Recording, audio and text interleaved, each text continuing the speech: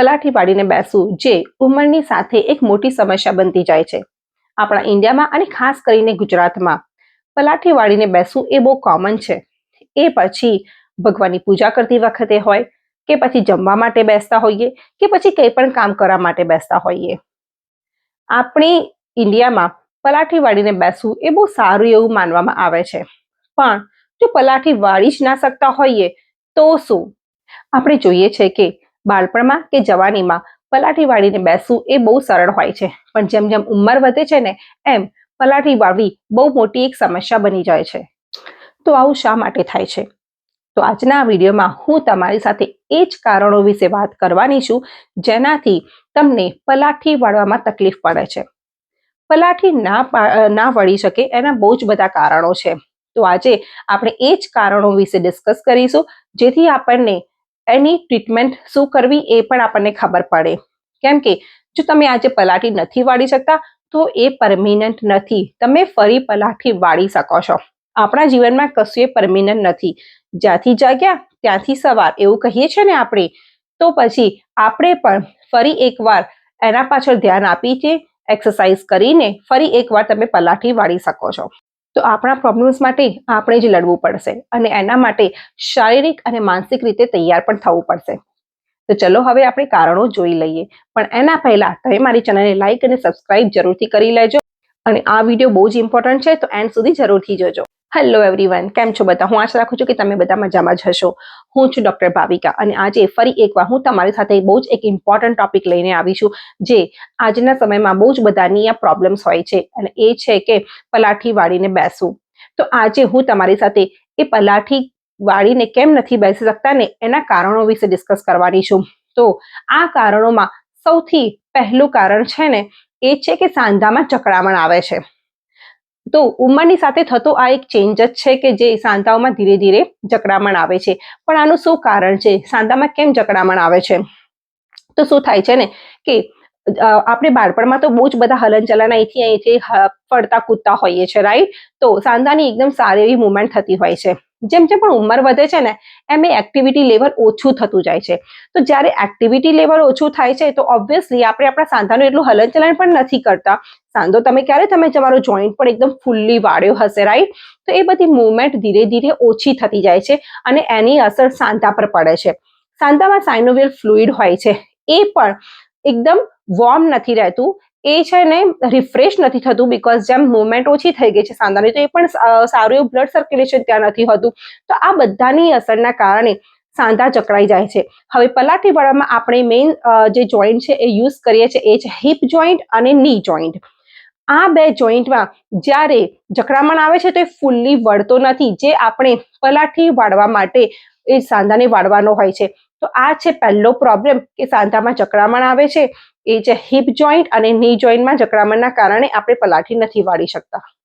બીજું છે કે સ્નાયુઓ ટાઈટ થઈ જવા. તો ઓબ્વિયસલી જો સાંધાની મુવમેન્ટ ફૂલ ના થતી હોય તો પછી સ્નાયુઓની મુવમેન્ટ કેવી રીતે ફૂલ થતી હોય, રાઈટ? તો સ્નાયુઓ શું થાય છે? ધીરે ધીરે ટાઈટ થઈ જાય છે. એટલે કે એની ખેંચવાની જે ક્ષમતા હોય છે ને, જે ફ્લેક્સિબિલિટી હોય છે ને સ્નાયુની, એ પણ ઓછી થઈ જાય છે. તો આપણે છે ને જ્યારે પલાઠી વાળીએ છે ને ત્યારે કેટલાક મસલ્સ ખેંચાતા હોય છે, રાઈટ? તો જ્યારે એ સ્નાયુઓ ટાઈટ થઈ જાય છે ને તો આપણને પલાઠી વાળવામાં અગેન તકલીફ પડે છે બીકોઝ એ સ્નાયુ એની પૂરતી લેન્થમાં જેટલા ખેંચાવા જોઈએ ને એટલા ખેંચાતા નથી. તો આ ટાઈટ સ્નાયુ એ અગેન એક પ્રોબ્લેમ છે. જેમ કે આવે છે હિપના એક્સટર્નલ રોટેટર્સ છે, હિપના જે ફ્લેક્સર્સ આવે છે, રાઈટ?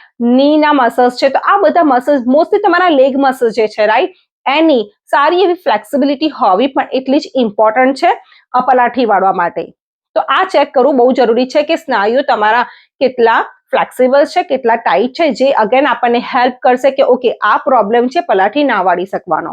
નેક્સ્ટ પ્રોબ્લેમ છે આપણા સ્નાયુઓ નબળા થવા. શું થાય છે ને જેમ જેમ ઉંમર વધે છે ને તેમ આપણા સ્નાયુઓ પણ નબળા થતા જાય છે. એટલે જ હું કહું છું કે જવાનીમાં આપણને સારી એવી સ્ટ્રેન્થ ટ્રેનિંગ એક્સરસાઇઝ કરવી જોઈએ. જો આપણે સારી એવી સ્ટ્રેન્થ ટ્રેનિંગ એક્સરસાઇઝ નહીં કરી હોય તો ઓબ્વિયસલી આ સ્નાયુઓ નબળા થવા એ એક વધતી ઉંમરની સાથે વધતો ચેન્જીસ છે, રાઈટ? કે સ્નાયુઓ નબળા થાય છે. સ્નાયુઓ જ્યારે નબળા થાય છે ને ત્યારે આપણને ઉઠવા બેસવામાં તકલીફ પડે છે, રાઈટ. સમટાઈમ શું થાય છે, પલાઠી તો તમારી વાળી શકતા હોય, તમારા જોઈન્ટ છે, જેમ કે તમારો હિપનો જોઈન્ટ છે, તમારો ની જોઈન્ટ છે, ઢીચરનો સાંધો, એમાં કોઈ જકડામણ નથી, તમારા સ્નાયુઓ પણ ટાઈટ નથી, પણ તમને ઉઠવા બેસવામાં તકલીફ પડે છે. તો એવું શા માટે થાય છે? બીકોઝ તમારા સ્નાયુઓ નબળા છે. જ્યારે તમે બેસેલા હોય ને ત્યારે ઊભા થવા માટે જેને એકદમ તમારા સ્નાયુઓ સ્ટ્રોંગ હોવા જોઈએ કે જેથી એ તમારા શરીરનું વજન લઈ શકે અને તમે અગેન્સ્ટ ગ્રેવિટી તમારા બોડીને પુશ કરી શકો જમીનથી અને ઊભા થઈ શકો. અને એ જ રીતે જ્યારે તમે ઊભા હોવ છો ને ત્યારે બેસવા માટે પણ તમારા શરીરને આપણે હોલ્ડ કરવું પડે છે, આપણે આપણા શરીરને હોલ્ડ કરી રાખવું પડે છે જેથી આપણે પડી ના જઈએ, રાઈટ. તો આ બેલેન્સ મેન્ટેન કરવા માટે આપણા શરીરના સ્નાયુઓ સ્ટ્રોંગ હોવા જરૂરી છે.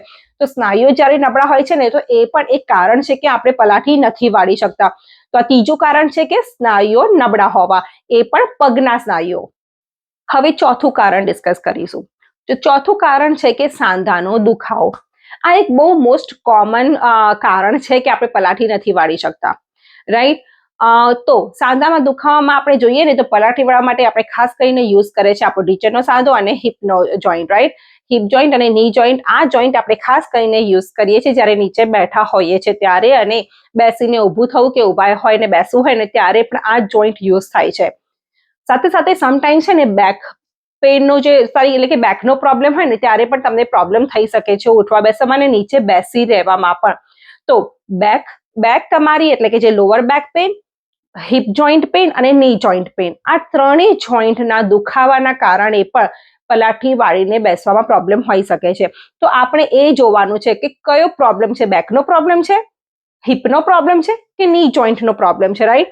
હવે ની જોઈન્ટના પ્રોબ્લેમમાં આપણે કહીએ ને તો ચલો તમારે જોઈન્ટ પેઇન છે, આર્થરાઇટિસ છે, તો ઓબ્વિયસલી પહેલા દુખાવો હોય છે, પછી ધીરે ધીરે એની અંદર જકડામણ આવી જાય છે, જોઈન્ટને ફૂલ્લી વાળી પણ નથી શકતા, તો અને પછી ધીરે ધીરે એમાં નબળાશ આવી જાય છે સ્નાયુઓની. તો એક પ્રોબ્લેમમાંથી ધીરે ધીરે ધીરે બીજા બધા પ્રોબ્લેમ આવતા જાય છે, રાઈટ. તો આપણને જ્યારે ખબર હોય ને કે આ કારણ છે ત્યારે જ આપણે એની ટ્રીટમેન્ટ કરવી જોઈએ, એને બેટર બનાવવું જોઈએ, રાઈટ. તો આ છે કારણો કે તમારો હિપ જોઈન્ટ, ની જોઈન્ટ કે બેક પ્રોબ્લેમ છે એ જાણવું જોઈએ અને પછી એના માટે ટ્રીટમેન્ટ કરવી જોઈએ, સ્નાયુઓ સ્ટ્રોંગ કરવા જોઈએ, જોઈન્ટને ફ્લેક્સિબલ કરવા જોઈએ અને મસલ્સ જે છે ને એને પણ ફ્લેક્સિબલ કરવા જોઈએ, જોઈન્ટના સાંધાની જકડામણને ઓછી કરવાની અને સ્નાયુઓને ફ્લેક્સિબલ કરવા જોઈએ. અને હવે પાંચમું કારણ છે શરીરનું વધારે પડતું વજન, રાઈટ. હવે જેમ મેં કીધું એમ કે ઉંમર જેમ વધે છે ને એમ સ્નાયુઓ તો નબળા પડે જ છે, પણ એમાં પણ જો આપણું શરીરનું વજન વધારે હશે તો ઓબ્વિયસલી આપણા જે પગ છે એને આપણા શરીરનું વજન લેવામાં બહુ જ મુશ્કેલી પડે જ છે. તો ત્યારે પણ ઉઠવા બેસવામાં તકલીફ પડે છે. હવે જેમ વજન વધારે છે તો ઓબ્વિયસલી એ શરીરનું વધારે પડતું વજન આપણા ઢીંચણ પર પડે જ છે. મેં તમને કીધું હતું મારા એક પહેલાના વિડીયોમાં પણ કે જેમ જ્યારે છે ને આપણે ચાલીએ છીએ ને ત્યારે આપણા શરીરનું 3 ગણું વજન આપણા ઢીંચણ પર પડે છે, રાઈટ. તો સમજો કે ઢીંચણ પર કેટલો લોડ પડે છે, તો ઓબ્વિયસલી સ્નાયુઓ નબળા છે, ઢીંચણ પર એક્સ્ટ્રા લોડ પડે છે, તો એ ઢીંચણમાં ઘસારો, જે આર્થરાઇટિસ કહે છે, વા કહીએ છીએ, બધા પ્રોબ્લેમ્સ બહુ ઝડપથી ચાલુ થઈ જાય છે અને અગેન પલાઠી વાળવામાં અને નીચે પલાઠી વાળવા માટે બેસવામાં કે નીચે બેસીને ઊભા થવામાં અગેન તકલીફ પડી શકે છે, રાઈટ. તો આ બધા કારણો છે ને કે જેનાથી આપણને પલાઠી વાળવામાં તકલીફ પડે છે અને પલાઠી વાળવા માટે નીચે બેસવામાં અને બેસીને ઊભા થવામાં પણ તકલીફ પડે છે. તો આ છે બધા કારણો જેના માટે આપણે ધ્યાન આપવું જોઈએ. આપણે આપણું કારણ છે ને એ શોધવું જોઈએ કે આપણને પલાઠી કેમ નથી વળતી, અને આ બધા જ માટે કસરતો પણ છે. મેં ઓલરેડી આ બધા તમે મારી ચેનલમાં જોશો તો મેં ઓલરેડી વિડીયો મૂક્યો છે હિપ જોઈન્ટને લઈને. જો તમને પલાઠી વાળવામાં હિપ જોઈન્ટને લઈને જો પ્રોબ્લેમ હશે ને તો એના માટે મેં વિડીયો મૂક્યા છે કે હિપ જોઈન્ટના સાંધાને કેવી રીતે તમે મૂવ કરીને એ સાંધાની મૂવમેન્ટ એટલે કે જકડામણ ઓછી કરી શકો છો. સ્નાયુઓ જો તમારા ટાઈટ હશે તો એને લૂઝ કરવા માટે કેટલાક સ્ટ્રેચિંગ્સ પણ છે અને સ્નાયુઓને સ્ટ્રોંગ કરવા માટે ફોકસ કરતી પણ એક્સરસાઇઝ મેં બતાવી છે. એના પછી છે કે ની જોઈન્ટ, તો ની જોઈન્ટ જો તમારું જકડામણ હશે, ઢીંચણનો દુખાવો હશે તો એને લઈને પણ એક્સરસાઇઝ બતાવી છે. અને બીજું છે કોઈ લોકોને એવો પ્રોબ્લેમ હોય છે કે સાંધો તમે ફૂલ્લી હલાવી નથી શકતા, તમારા સ્નાયુઓ બહુ જ ટાઈટ થઈ ગયા છે, તો એના માટેના સ્ટ્રેચિંગ્સ માટેનો પણ મેં એક સ્પેશિયલ વિડીયો બનાવ્યો છે, તો એ પણ તમને હેલ્પ કરી શકે છે. અને ઓવરઓલ પગના સ્નાયુઓને સ્ટ્રોંગ પણ કરવા જોઈએ. રાઈટ. તો આગળ હું પણ ભવિષ્યમાં પાછા બીજા વિડીયો મૂકીશ કે જેથી તમને વધારે હેલ્પ કરે પલાઠી વાળીને બેસવામાં. ઓકે, તો થેન્ક યુ મારો વિડીયો જોવા માટે. હું આશા રાખું છું કે તમને મારો વિડીયો ગમ્યો હશે. પ્લીઝ જો તમે મારો વિડીયો ગમ્યો હોય તો એને લાઈક કરજો, મારી ચેનલને સબસ્ક્રાઇબ કરજો જો ના કરી હોય તો, અને તમારા ફ્રેન્ડ્સ ફેમિલીમાં જેને પણ આ વિડીયો હેલ્પફુલ થઈ શકે એમને શેર પણ કરજો. અને તમને કોઈ પણ ક્વેશ્ચન હોય પલાઠી વાળવાના રિલેટેડ કે એના સિવાય પણ કોઈ પણ ક્વેશ્ચન હોય, તમને કોઈ એક્સરસાઇઝ જોઈતી હોય તો પ્લીઝ તમે મને કમેન્ટ કરી શકો છો. હું જરૂરથી તમને રીચ આઉટ થઈશ, તમને તમારા કમેન્ટનો જવાબ પણ આપીશ. અગેન થેન્ક યુ મારો વિડીયો જોવા માટે. તો ચલો bye, see you next time એક નવા હેલ્પફુલ વિડીયો સાથે. ત્યાં સુધી તમારું ધ્યાન રાખજો, હેલ્ધી રહો અને હેલ્ધી જીવો.